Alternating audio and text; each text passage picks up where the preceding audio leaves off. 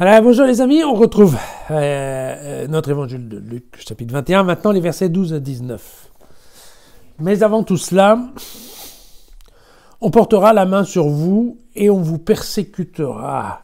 On vous livrera aux synagogues et on vous mettra en prison. On vous traînera devant des rois et devant des gouverneurs à cause de mon nom. Cela vous donnera une occasion de témoignage.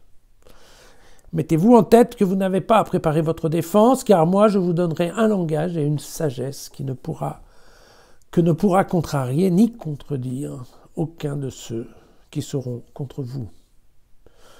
Vous serez livrés même par vos pères et vos mères, par vos frères, vos parents, vos amis, et ils le feront condamner à mort plusieurs d'entre vous. Vous serez haïs de tous à cause de mon nom, mais pas un cheveu de votre tête ne sera perdu. C'est par votre persévérance que vous gagnerez la vie.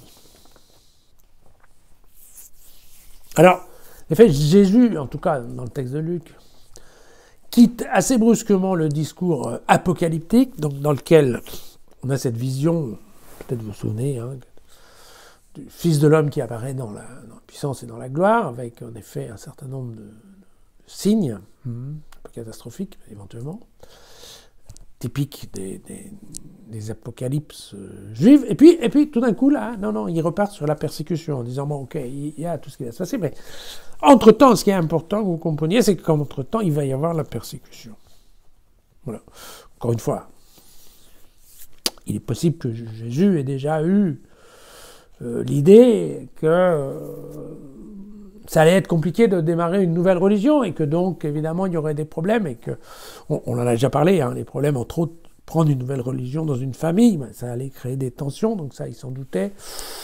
Est-ce qu'il avait une idée qu'il y aurait vraiment des persécutions ? Au 1er siècle, on n'a pas vraiment vu de persécution contre les chrétiens, donc Jésus, à l'époque, probablement n'a pas vraiment parlé de ça. Par contre, que Luc et Matthieu en parlent, ça oui, ça fait partie des choses, parce qu'eux, en effet, ils ont déjà bien vu venir le train de persécution, et donc c'est important qu'ils disent à leurs membres de leur communauté, oui, mais Jésus l'avait prévu, voilà. Tout simplement. Alors, en tout cas, ce qui est certain, c'est que tous les textes du Nouveau Testament, même aussi les textes comme l'évangile de Thomas ou des choses comme ça, qui sont des textes non canoniques, donc qui n'ont pas été retenus comme étant des textes vraiment officiels, font tous référence à un sentiment d'oppression.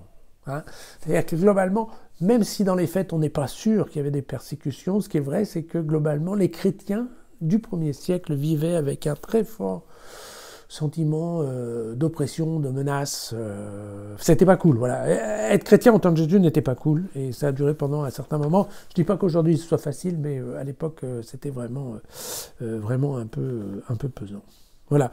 Alors, l'idée, on la retrouve dans différents évangiles. C'est que, voilà, quand il va y avoir persécution, globalement, vous allez être questionné, sans se passer à la question, qu'on va probablement vous torturer un peu pour que vous disiez, non, allez, non, c'est pas vrai, je le crois pas, c'est pas vrai, je suis pas, c'est pas vrai, il a pas fait ci, c'est pas vrai, il a pas fait ça, et donc en fait, oui, quelque part, ça devient une source de témoignage, parce que où vous dites, oui, je suis désolé, mais c'est comme ça que ça s'est passé, ou vous dites, non, moi j'ai rien vu, c'est pas vrai, c'est pas vrai. Bon, voilà, typiquement, c'est ça l'idée. Et donc l'idée que transmet Luc ici, qu'on a encore une fois retrouvé votre Père, c'est de dire, vous inquiétez pas, à ce moment-là, moi, avec l'Esprit Saint, je vous enverrai l'Esprit, et en fait, l'Esprit Saint va mettre dans votre bouche une défense qui va vous sauver, en fait, qui va être complètement, voilà. Même si, quand même, au milieu, il y en a quelques-uns, voyez, qui vont mourir, ça vient aussi dans le texte, voilà. Cette expression-là, ne pas perdre un seul cheveu de la tête, on le retrouve nombreuses fois dans la Bible, surtout dans les livres historiques, vous voyez, le livre des rois, le livre de Samuel, des choses comme ça, où il y a des histoires de bataille et tout ça. Et on utilise cette expression pour dire qu'en effet, Dieu protège ceux qui combattent pour lui.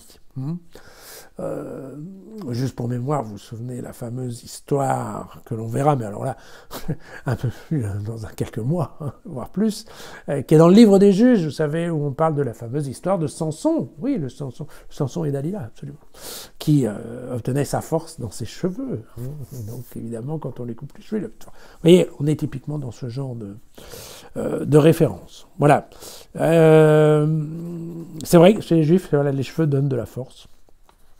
Et donc, c'est pourquoi Dieu va éviter leur chute. Voilà. Je vous rappelle, maintenant, il faut que je commence à rappeler, parce qu'on se rapproche, dangereusement, je dirais, du 3 décembre. Et donc, je vous le rappelle, pour la prochaine année liturgique qui démarre dimanche prochain, attention, nous lirons l'évangile, et je ferai un commentaire un peu plus détaillé probablement de l'évangile du dimanche, d'accord, sachant que donc l'année prochaine, ce sera spécifique un petit peu de l'année de l'évangile de Marc, qu'on n'a pas encore vraiment travaillé complètement ensemble, et donc on le travaillera à partir des textes du dimanche. Et par contre, la semaine, je vous propose une lecture commentée des textes de l'Ancien Testament, en commençant par le Pentateuque, et donc, à tout seigneur, tout honneur, nous commencerons par la Genèse, pour continuer par l'Exode, le Lévitique, les Nombres. Bon, évidemment, comme certains me l'ont déjà fait remarquer, il y a dans ces livres des séries de listes de familles qui sont un peu pesantes. Il est évident qu'on fera une lecture un peu intelligente et qu'on mettra de côté, je dirais, les pages un peu trop barbantes. Et par contre, voilà, j'aimerais qu'on passe plus de temps dans certaines pages qui sont particulièrement bien ficelées.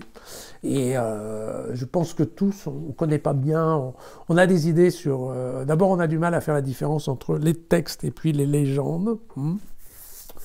Et puis, on a une idée de ce qu'il y a dans les textes de l'Ancien Testament sans les connaître exactement. Donc je pense que ça vaut la peine d'y revenir, d'essayer de bien comprendre comment le texte est fait. Vous verrez, c'est d'ailleurs assez amusant, il y a des histoires qui sont assez sympas à entendre, hein, tout simplement. Et puis ce qui sera intéressant, c'est de bien comprendre en effet, encore une fois, ce cheminement hein, de l'humanité avec Dieu. Et donc la façon dont il y a des gens qui, en moins 700, imaginaient un certain nombre de choses, pourquoi ils les ont imaginées, de quelle façon, à partir de quelles données. Et donc moi je pense que c'est une approche qui est intéressante. Et puis vous voyez, je pense qu'on en a besoin parce qu'on se rend compte que dans le Nouveau Testament, entre autres dans tout ce qui est les évangiles, il y a sans arrêt des références au texte de l'Ancien Testament. Et donc je pense que c'est vraiment intéressant d'avoir les deux approches. Et d'ailleurs, ne vous inquiétez pas, quand on sera dans un texte de l'Ancien Testament, je vous dirai que éventuellement cette partie a été reprise par Marc, par Matthieu, d'accord ? Voilà, à partir donc je pense du lundi 4 décembre. Voilà. Et j'espère que vous me resterez fidèles, même si on quitte un tout petit peu Jésus facile, peut-être, pour commencer la Bible facile, je ne sais pas trop. Ok ?